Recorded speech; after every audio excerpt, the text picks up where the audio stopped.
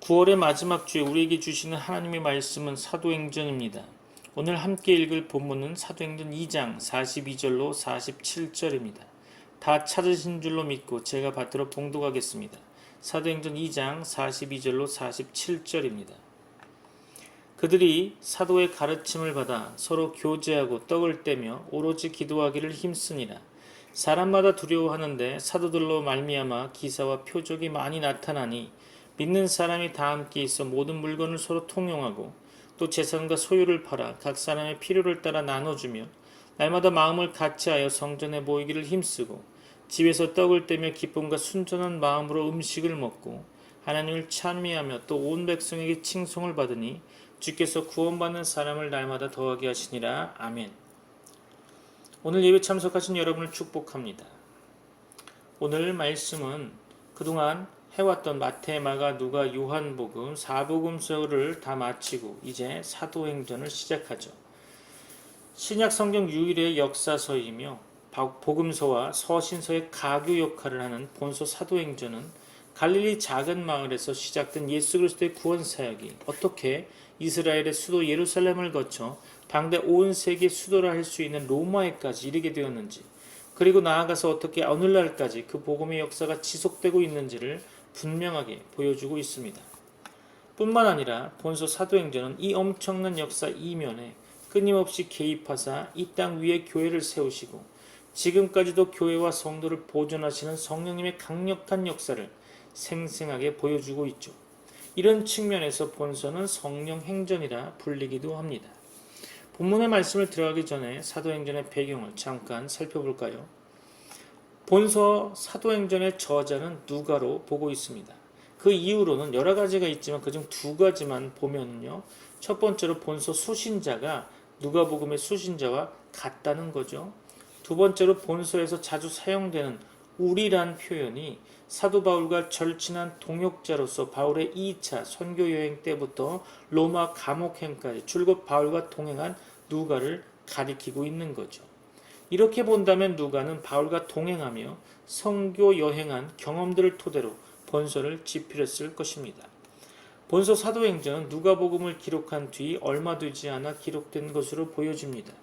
본서 말미에 사도 바울의 1차 투옥 사건이 언급되고 있지만 네로박해나 바울의 순교, 예루살렘 함락 등에 관한 기사는 나타나고 있지 않죠. 따라서 본서는 AD 62년부터 63년경에 기록된 것으로 추정되고 있습니다.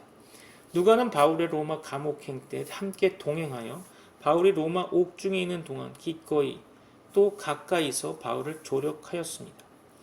누가의 첫 번째 저서인 누가복음은 이때 기록된 것으로 보여집니다. 그리고 본서는 누가복음 기록 후에 얼마 지나지 않아 로마에서 기록된 것으로 보입니다.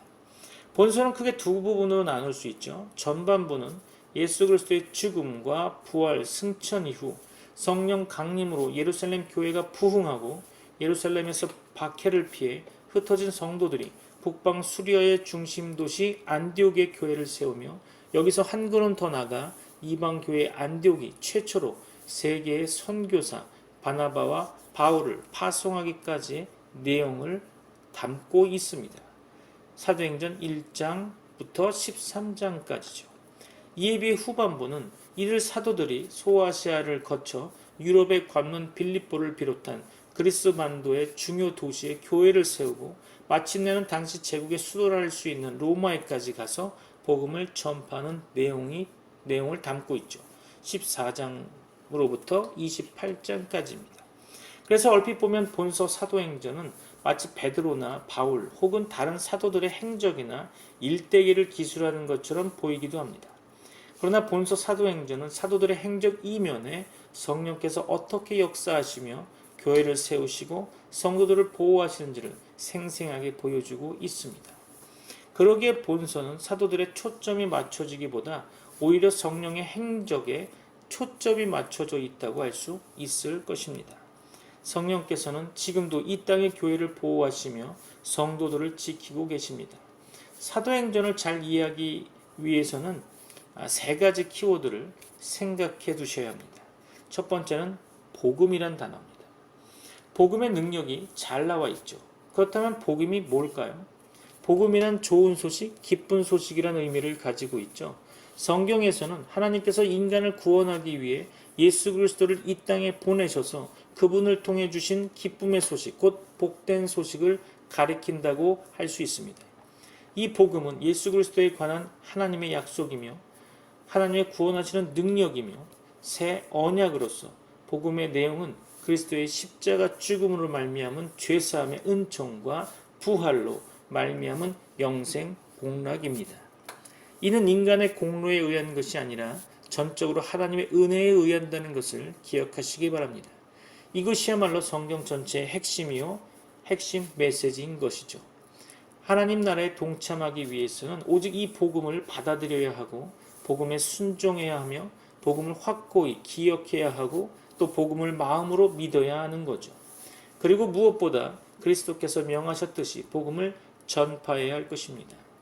사도행전에는 이러한 복음이 어떻게 예루살렘에서 로마까지 전달되는지 생생하게 보여주고 있죠. 두 번째 키워드는 성령입니다. 그 복음이 바로 성령으로 말미암아 온 땅에 전달이 되는 거죠. 성령에 대해 좀 더 알아볼까요? 성령은 창조주 하나님의 영이십니다. 성령은 우리와 함께 거하시며 가르치시고 기억나게 하시며 증거하시고 죄를 깨닫게 하시며 인도하시며 말씀하시죠. 그리고 성경을 깨닫게 하시며 성령으로 말하게 하시며 사역자를 부르시고 사역자들과 함께 말씀하시며 일꾼을 보내시며 복음 사역의 방향을 정해 주시며 하나님과 중재해 주시죠. 또한 성령은 의지, 마음, 생각, 지식, 말, 사랑 등 인격적 속성을 가지고 계십니다. 예수님께서는 다른 보혜사로서 성령을 말씀하셨는데 사도들과 함께 임재하실 보혜사 성령은 성도들에게 유익할 것이라고 말씀하셨습니다. 하나님의 영을 소유한다는 것은 그리스도를 소유한다는 거죠. 하나님은 본질상 영이시며 사람들 안에 거하시고 성령을 통하여 일하십니다. 신약에 와서 이런 하나님의 계시의 새로운 양상은 오순절 마가다락방에서 시작되었죠. 이것은 말씀이 육신이 되어 예수님께서 탄생하신 성육신 사건만큼이나 놀랍고 새로운 사건이죠. 오순절 때 급하고 강한 바람과 불이 혀같이 갈라지는 성령의 역사가 임하자 다락방에 모인 제자들은 모두 성령의 충만함을 받고 방언으로 말하기 시작했죠. 이 소동은 오순절을 지키기 위해 예루살렘을 순례하던 세계 각처의 디아스포라 방문객들을 놀라게 했으며 사도 베드로는 이 사건을 요엘 선지자의 예언의 말씀이 성취된 것으로 해석했습니다. 요엘서 2장 28절로 32절이죠. 또 성령의 충만함을 입은 사도 베드로의 강한 메시지로 3,000명이 회개하고 세례받는 위대한 구원의 역사가 일어나 제자들의 수는 날로 늘어났죠. 점점 사도의 가르침을 따르고 떡을 떼며 기도하는 무리와 모임들이 많아졌는데 이것이 바로 교회의 모체가 되었습니다. 이렇게 교회가 시작된 이면에는 성령의 강권적이고 충만한 역사가 있었음을 알 수 있겠죠. 하지만 성령의 역사가 강하면 강할수록 유대인들의 적대 행위도 집요했습니다. 그리고 이 위기가 지나면 다시금 교회는 부흥 성장하기를 반복했죠. 성령의 역사는 이방인 백부장 고넬료 가정이 회개하는 놀라운 역사로 이어져 갔습니다. 이들은 심지어 방언의 은사까지 받았다고 성경은 말씀하고 있죠. 이런 성령의 역사는 후에 사도 바울이 선교 여행 도중 아볼로를 만나 구원의 복음을 가르칠 때도 똑같이 일어났음을 보게 됩니다. 사도 바울은 성도들을 향해 성령의 충만을 받고 성령의 열매를 맺도록 가르쳤습니다. 여기서 성령의 충만을 받는 것은 우리 안에 살아계신 그리스도를 경험하는 삶을 살라는 가르침이죠. 성경에는 하나님이 신에 감동되어 다른 말로 하면 성령이 충만하여 큰 능력을 발휘하는 등 하나님의 거룩한 사역들을 감당한 믿음의 용사들이 많이 나타나고 있습니다. 그리고 오늘날도 하나님의 역사는 성령의 충만함을 입은 하나님의 백성과 믿음의 용사들을 통해 세계 도처에서 쉼없이 진행되고 있죠.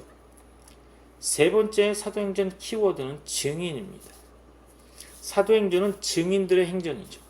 예수 그리스도의 복음으로 말미암아 삶의 방향을 결정한 자들이 성령의 도우심과 인도하심으로 그들의 삶은 더 이상 개인의 삶이 아닌 예수 그리스도의 증인의 삶으로 바뀌었죠. 그들은 생명 걸고 신앙을 지키며 복음을 증거하는 삶으로 온전히 헌신하는 자와 그렇지 못한 자들로 분리되어 우리에게 어디에 설 것인가를 종종 질문하곤 합니다. 사도행전을 볼 때 이 세 가지 키워드 잘 생각하면서 성경을 보면 더 좋을 듯 합니다. 세 가지 키워드 아시죠? 복음, 성령, 증인입니다. 그럼 성경 본문으로 들어가 오늘의 말씀을 주의 깊게 살펴보면서 우리의 기도 제목을 찾고 우리의 삶에 적용되길 바랍니다. 오늘 성경 본문의 첫 구절에서 그들이 사도의 가르침을 받아, 이는 오늘 설교의 제목이기도 하고 우리가 깊은 생각해 보아야 할 내용이죠. 사도의 가르침을 받아 성령을 체험하여 증인의 삶을 살아가는 그들에게는 복음의 말씀을 깊이 배우려는 열망이 있었겠죠. 주를 더 알고 싶은 열망, 주의 말씀을 더 사모하는 열심은 구원받은 성도들에게 나타나는 자연스러운 반응일 겁니다. 주 성령께서 임한 자들이 어찌 주를 더욱 깊이 알며 더욱 가까이 하고 싶지 않겠습니까? 만일 우리에게 이런 열망이 전혀 없다면 그는 자신의 구원을 의심해 봐야 할 것입니다. 또한 서로 교제하고 떡을 떼며 라는 또 문장이 있죠. 교회 공동체의 특징 중에 하나가 바로 교제입니다. 하나님과의 교제가 성도의 교제로 나타나야 하는 거죠. 그리고 떡을 떼며 이는 성도들이 서로 애찬과 성찬을 나누므로 늘 그리스도를 생각하고 그분을 기념하며 주어진 삶의 환경을 이겨냈다는 의미가 있을 것 같습니다. 오로지 기도하기를 힘쓰니라. 그렇죠? 성도들에게 주어진 특권이며 의무는 바로 기도하는 거죠. 주어진 환경에서 기도함으로 환경의 변화를 기대함보다 자신에게 주어진 환경 가운데 두려워하는 것을 넘어 담대함으로 나아가기 위한 방법이 바로 기도였을 겁니다. 성령의 도우심으로 또한 성령의 인도하심으로 그들에게 주어진 삶이 좌충우돌 방황하지 않고 하루하루 살아가기 위한 최고의 방법이 바로 기도가 아니었을까요? 사람마다 두려워하는데 그렇죠? 이는 거룩한 경외심일 겁니다. 하나님의 역사가 나타날 때 우리는 이런 두려움을 갖지 않을 수 없겠죠. 사도들로 말미암아 기사와 표적이 많이 나타난다고 했죠. 하나님께서 우리에게 기사와 표적을 허락하시는 이유는 그를 통해 우리의 믿음이 강화되고 그 결과 성도들이 삶 속에서 거룩의 열매를 맺게 하기 위함일 겁니다. 믿는 사람이 다 함께 있어 모든 물건을 서로 통용하고 또 재산과 소유를 팔아 각 사람의 필요를 따라 나눠주며, 그렇죠. 이것은 공산주의나 사회주의가 아닙니다. 그런 사상들은 철저하게 물질 중심주의적이죠. 그들의 사상은 물질이 정신을 지배한다는 유물론 사상입니다. 그러나 초대교회 성도들은 철저하게 하나님 중심, 말씀 중심, 교회 중심으로 서로의 필요를 채워주고 있던 거죠. 근본적으로 비교할 수 없는 겁니다. 오늘날의 사회제도 속에서 이같이 재산을 공유하는 것은 불가능하겠죠. 아마도 교회가 무너지거나 지탄을 받을 것입니다. 혹 이단이 아닌가 의심하는 사람들도 있겠죠. 그러나 구원받은 성도의 현저한 특징은 그의 물질권의 변화를 할 수 있을 겁니다. 성도는 결코 물질의 우상을 섬기지 않습니다. 그래서 자기 것을 고집하지 않고 나눌 수 있다는 거죠. 성도는 보물을 하늘에 쌓아놓는 사람들입니다. 이 말씀을 헌금을 많이 하라는 뜻이 아니죠. 성도 개개인이 자신을 보물로 여기고 보석답게 살라는 뜻입니다. 요한계시록은 교회와 성도가 거룩한 성 새 예루살렘 곧 어린 양 예수 그리스도의 신부라고 말씀하고 있죠. 성경은 교회와 성도들을 찬란한 보석으로 묘사하고 있습니다. 하나님께서는 우리 성도들을 그만큼 존귀하게 여기신다는 것이겠죠. 날마다 마음을 같이하여, 그렇죠? 그들은 어떻게 날마다 마음을 같이할 수 있었을까요? 어떤 것이 한 마음과 한 뜻이 되었다는 뜻일까요? 그들 모두가 그 삶의 주인이신 예수 그리스도 한 분으로 연합되고 통일되었다는 의미일 겁니다. 성전에 모이기를 힘쓰고 집에서 떡을 떼며, 그렇죠? 구원받은 성도들에게는 성전과 집의 구분이 없었습니다. 그들의 삶은 언제나 한결같은 삶이죠. 앞과 뒤가 똑같은 삶이며 일치하는 삶인 거죠. 오늘 우리의 삶은 어떻습니까? 우리의 현재의 삶이 점검되기를 바랍니다. 기쁨과 순전한 마음으로 음식을 먹고, 그렇죠? 음식을 대할 때도 예전과 다르게 기쁨과 순전한 마음으로 대할 수 있지 않을까요? 예수님을 주인 삼은 구원받은 주의 백성들이 일용할 양식을 주신 하나님께 감사함으로 주어진 삶을 살아나가는 데 있어 좀 더 다른 의미를 부여할 수 있지 않을까요? 하나님을 찬미하며, 그렇죠, 하나님을 찬미하는 자로 삶의 모습이 바뀌어가고 있는 그들의 모습을 외부인들이 보게 된다면 어떨까요? 또 온 백성에게 칭송을 받으니, 그렇죠, 온 백성이 예수 믿는 그들을 칭송할 것입니다. 주께서 구원받은 사람을 날마다 더하게 하시니라. 그렇죠, 그럼 결과로 나타나는 현상이 바로 구원받는 사람들이 날마다 늘어난다는 거죠. 예수님께서 직접 구원받는 사람을 날마다 더하신다고도 말씀하셨습니다. 자연적인 현상이 아닌 예수님께서 행하신 일이라는 거죠. 이는 믿는 자들을 통해 역사하시는 하나님의 은혜를 우리는 경험할 수 있습니다. 그것이 신앙생활이고 나타나는 현상이 전도와 선교라는 거죠. 다시 한번 말씀을 깊이 있게 보면서 정리해 볼까요? 42절 말씀 볼까요? 그들이 사도의 가르침을 받아 서로 교제하고 떡을 떼며 오로지 기도하기를 힘쓰니라. 초기 예루살렘 교회는 몇 가지 일에 힘썼습니다. 본문에 나와 있는 것처럼 첫째로 그들은 사도들의 가르침을 받았죠. 바른 가르침이 중요합니다. 진리는 하나님의 뜻이며 교리적 내용과 윤리적 내용을 모두 다 포함하고 있습니다. 설교자나 교사는 바른 말씀을 가르치기 위해 매우 조심해야 할 것입니다. 가르침이 혼란하면 교회가 혼란해지겠죠. 요즘 교회들은 가르침이 혼란스러운 것 같습니다. 그렇죠? 자유주의, 교회 연합운동, 은사운동, 여성안수, 열린예배 등 별별 풍조들이 교회 안에 들어왔습니다. 오늘날에는 심지어 복음주의라는 이름 아래 이단들이 포용되고 있는 실정입니다. 우리는 역사적 기독교 신앙이 확고히 서야 할 것입니다. 참된 기독교는 교리적, 윤리적 오류들을 용납하지 않습니다. 둘째로 그들은 서로 교제하기를 힘썼죠. 그것은 주 예수께서 명하신 대로 서로 사랑하는 교제입니다. 그것은 서로 무난하고 서로를 돌아보며 남을 미워하거나 비난하거나 해치지 않고 서로를 향하여 오래 참고 서로의 허물을 용서하며 친절하고 진실을 말하며 선을 행하는 것입니다. 그들은 또 성찬식을 행하였고 성도들 간의 식탁 교제도 힘썼습니다. 셋째로 그들은 전심으로 기도하는 일에 힘썼죠.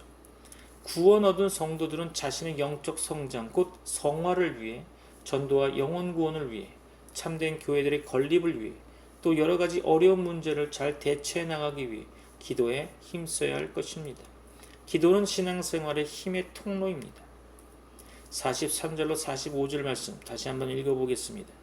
사람마다 두려워하는데 사도들로 말미암아 기사와 표적이 많이 나타나니 믿는 사람이 다 함께 있어 모든 물건을 서로 통용하고 또 재산과 소유를 팔아 각 사람의 필요를 따라 나눠주며, 그렇죠, 사람마다 두려워하는데 사도들로 인해 기사와 표적이 많이 나타났죠.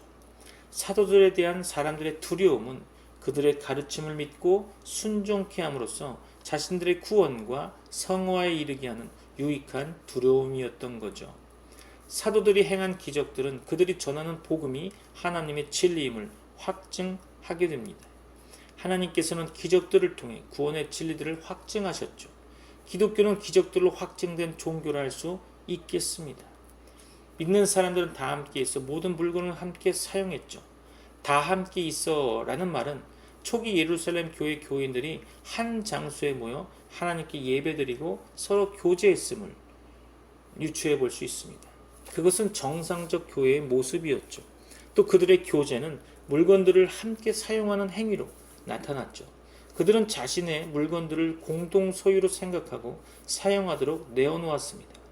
그것은 그 물건들이 다 하나님의 것이며 교회의 교인들이 형제자매임을 인정했기 때문이 아닐까요? 오늘날도 이런 지식과 믿음이 있는 자들은 이런 마음가짐으로 서로 나누며 살아갈 수 있을 겁니다. 또 초기 예루살렘 교회의 교제는 구제로 표현되었죠. 그들은 재산과 소유를 팔아 각 사람의 필요를 따라 나누어 주었습니다. 물론 사도 바울은 자기 손으로 열심히 일하여 먹고 살라고 가르쳤고 친히 일하면서 복음을 전함으로 본을 보여주었죠. 또 그는 데살로니가 후서 3장 10절에서 누구든지 일하기 싫어하거든 먹지도 말게 하라고 말하고 있죠. 그러나 재산이 넉넉히 있는 자들이 그것을 팔아 가난한 자들에게 구제하는 것은 선하고 좋은 일일 것입니다. 마지막 46절로 47절 볼까요? 날마다 마음을 같이하여 성전에 모이기를 힘쓰고 집에서 떡을 떼며 기쁨과 순전한 마음으로 음식을 먹고 하나님을 찬미하며 또 온 백성에게 칭송을 받으니 주께서 구원받는 사람을 날마다 더하게 하시니라. 그들은 날마다 마음을 같이하여 성전에 모이기를 힘썼죠. 성전은 그들이 하나님께 예배드리는 장소가 되었습니다. 그들은 거기서 하나님께 찬송하며 기도하고 또 다른 이들에게 전도할 기회를 얻었을 것입니다. 오늘날도 예배당은 성도들이 모여서 하나님께 예배드리고 찬송하며 기도하기 위해 준비된 거룩한 집, 곧 성전인 것입니다. 우리들은 모이기를 패하는 어떤 사람들의 습관과 같이 하지 말고 오직 권하여 주의 재림의 날이 가까움을 볼수록 더 힘써 모여야 할 것입니다. 또 그들은 각 집에서 떡을 떼며 기쁨과 순전한 마음으로 음식을 먹었죠. 이것이 성찬식과 식탁 교제를 가리키는 것입니다. 성찬은 성도의 엄숙한 교제의 표시이며 식탁 교제는 사랑의 표현인 것입니다. 그들은 기쁨과 순전한 마음으로 음식을 먹었죠. 그들의 사랑은 진실했습니다. 그들은 또 하나님을 찬미했죠. 찬양은 교회의 중요한 임무입니다.